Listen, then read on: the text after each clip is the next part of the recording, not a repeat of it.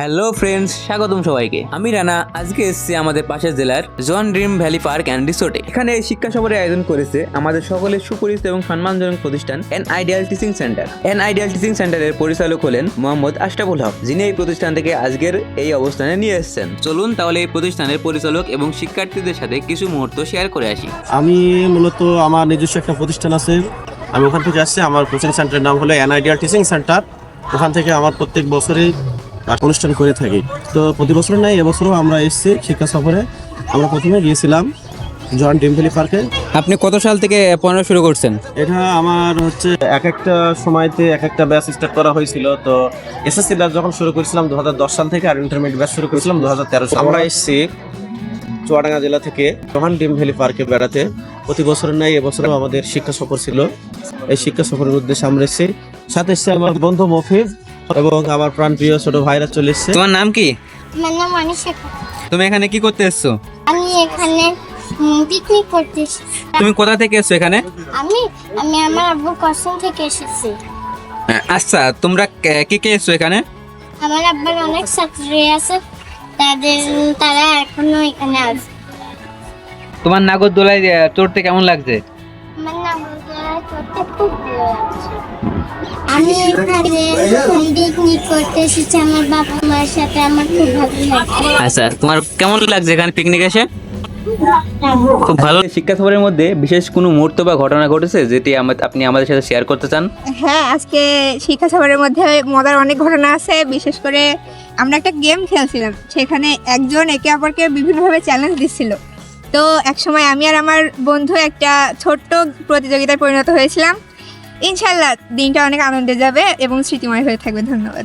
আপনি কি শিক্ষা সফরে প্রতি বছরে আসেন? আমি শিক্ষা সফর প্রতি বছরে আসি, কারণ এটা সত্যিই অনেক মজার এবং আনন্দের বিষয়। বন্ধু বান্ধব ও শিক্ষকদের সাথে সময় কাটানো এবং পার্কের বিভিন্ন বিনোদনের স্থান ও বন্ধু বান্ধবদের সাথে ঘোরাফেরা আমাদের মনকে উৎসাহিত করে। আমি চাই এরকম শিক্ষা সফর আমাদের প্রতি বছরই হোক। আপনি তো একজন অভিভাবক, আপনার কি মনে হয় যে এই ধরনের শিক্ষা সফর আবারও করা উচিত আপনার বাচ্চাদের জন্য? অবশ্যই করা উচিত, কারণ এই ধরনের শিক্ষা সফর একটা শিশুর জন্য মানবিক বিকাশ ঘটে আনবে। আচ্ছা, আপনার নাম কি? মাই নেম ইজ মফিজুল ইসলাম। আপনি এখানে কোথা থেকে এসেছেন?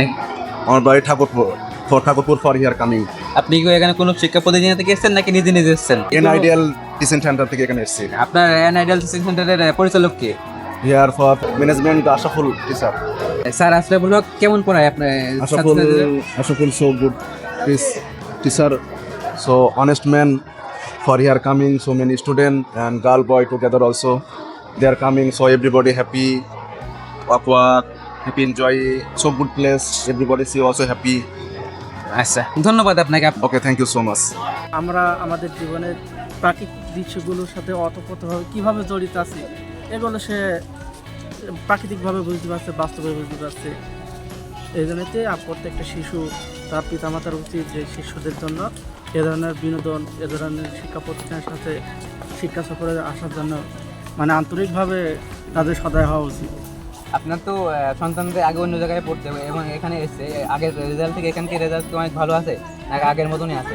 না, অনেক সুন্দর হয়েছে রেজাল্ট। আগের তুলনায় এখানে অনেক বিকাশ ঘটছে তার মস্তিষ্ক।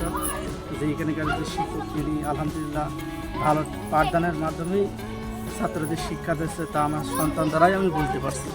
আপনি তো অনেক আগেকার রেস্টুরেন্ট, তো আপনি কি প্রতিষ্ঠান এবং স্যার সম্পর্কে কিছু বলতে চান? অবশ্যই। 2014-15 এইচএসসি ব্যাচ এবং আশফুল ভাইয়ের কাছে আমি পুরোপুরি করছি এবং তিনি একজন অভিজ্ঞ টিচার এবং তিনি হচ্ছে আশফুল ভাই মূলত বন্ধুত্ব সুলভ আমাদের হাতে আচরণ করছে এবং আমাদের একটা ভালো দিক নির্দেশনা দিয়েছে এবং সেই দিক নির্দেশন অনুসারে আমরা চলাফেরা করি। আমাদের সবার প্রিয় স্যারকে, স্যারের মূল্যবান বক্তব্য দেওয়ার জন্য। আশা করি স্যারের উপদেশগুলো আমাদের সবার খুব কাজে লাগবে। আজকের এই আনন্দময় শিক্ষা সফর থেকে আমরা অনেক কিছু শিখলাম। আশা করি এই শিক্ষা সফর থেকে অনেকজনই অনুপ্রেরিত হবে।